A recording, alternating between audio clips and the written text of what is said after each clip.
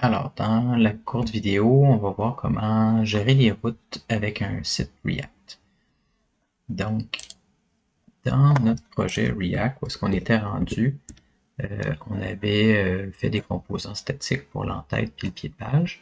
Là, on va vouloir afficher des pages différentes, mais sans jamais recharger la page. Donc, l'avantage de React, c'est que c'est une application monopage, donc ça redémarre pas, ça réaffiche pas la page, ça va juste afficher dynamiquement sur certaines sections en fonction des routes. Pour ça, on va utiliser une librairie qui va s'appeler React Router DOM. Donc, npm install React Router DOM. Puis, cette librairie-là va pouvoir nous permettre de passer d'une route à l'autre puis afficher un composant différemment. Première des choses, on va aller dans main.js pour permettre le routage. Donc, je vais aller importer le router de React Router DOM. Puis, je vais envelopper mon application avec ce composant-là. Maintenant, React Router DOM va écouter pour le changement des routes, puis il va pouvoir, tout ce qui va se passer dans l'app va être capté, puis ça va modifier l'historique, on va pouvoir revenir en arrière, etc.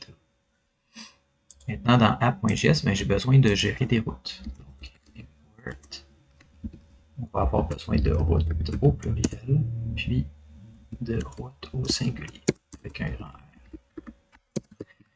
Donc, ces deux routes-là, par exemple ici, à l'endroit où je veux placer le reste de ma page, mais je vais faire un composant route au pluriel, comme ça. Puis à l'intérieur, je vais indiquer toutes mes routes. Ce que ça veut dire, c'est que, ce que je veux ici, c'est qu'au travers de mon application, toutes mon en-tête va toujours rester pareil au travers du site, le pied de page va toujours changer, va rester pareil, puis c'est juste le milieu de notre page qui va changer au fur et à mesure. Route comme ça, puis mon route va avoir un composant path qui va s'appeler slash.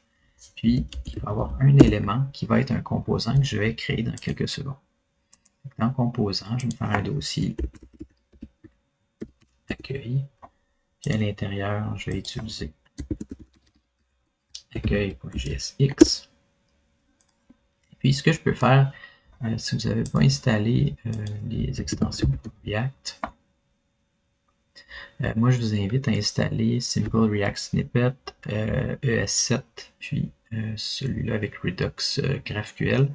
Fait que ça permet d'avoir des raccourcis, puis que je peux faire RFCE, puis tout d'un coup, ça me crée mon composant fonctionnel, puis ça l'exporte tout de suite. Donc c'est bien pratique quand on est un petit peu paresseux comme moi. Donc par exemple, là, je vais avoir accueil, puis on pourra avoir un autre composant, nouveau dossier, liste film, liste .6, puis même chose, RFCE. Super, ça j'en ai pas besoin pour l'instant. Donc, je vais avoir deux pages qui sont disponibles. Je peux les importer. Je vais mettre ma librairie plus haut, puis tous mes composants, je vais les importer ensemble. Import, puis là j'ai dit liste film, puis on va importer aussi accueil. Donc,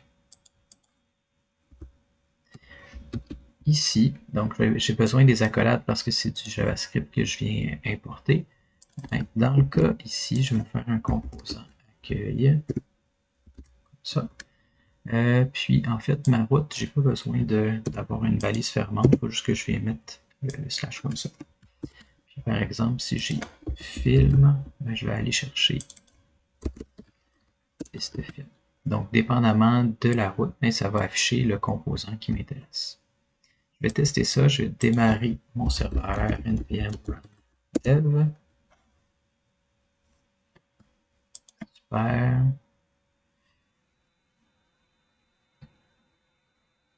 Ça va prendre quelques petites secondes. Et là, j'ai accueil. Si je tape film, ben là, j'ai liste film qui s'affiche. Mon en-tête reste pareil, mon pied de page reste pareil. Ce qu'on remarque, par exemple, c'est que si je tape ici, ben, ça recharge automatiquement. Moi, j'aimerais faire une navigation qui empêche de recharger, puis qui fait juste passer d'un composant à l'autre. Donc, pour ça, on va avoir projet, une navigation qui va être dans mon en-tête. Je vais aller modifier mon en-tête. Dans manœuvre, ici, ben, je vais aller importer des morceaux de comme ça ici, navlink, link, un des deux, de React Router 2. Navlink, qu'est-ce que c'est? C'est un composant qui s'intègre avec le routeur, puis qui va ajouter une classe active si on est sur la page actuelle. Donc, dans le cas d'une navigation, ça va gérer, va pouvoir modifier le look du lien en fonction de la page, tandis que link, ben, c'est n'importe quel lien sur une page. Donc là, je vais utiliser navlink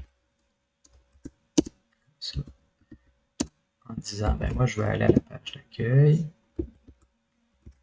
Ça, puis je vais dire accueil.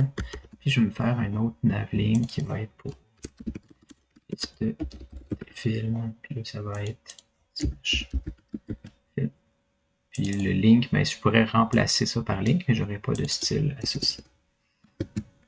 Donc maintenant, si je reviens ici, ben là, j'ai ma liste de mes films. Si je regarde ce que ça fait maintenant, ben, j'ai un lien A qui est spécifique, puis mon accueil va avoir une classe active. Je pourrais aller dans mon CSS, ici. Là, si j'ai un A, ben, je peux dire background color white. Puis si j'ai un A qui a la classe active, je vais mettre pas background color, juste color. Puis pour les autres, mais ça serait color hot pink. Puis là, mon background color, je vais juste mettre light gray pour l'instant. Donc on voit que mon lien actuel est changé. Puis maintenant, je peux split flex avec un gap. Ouais, là j'ai un espace entre les deux.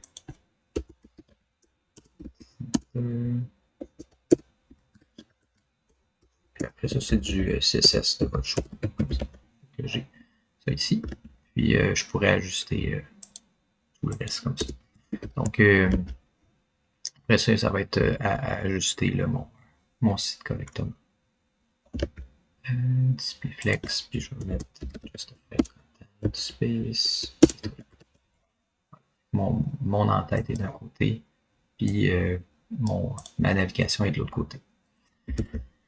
Donc, ça fait le tour sur comment créer une navigation puis du routage avec React Router 2.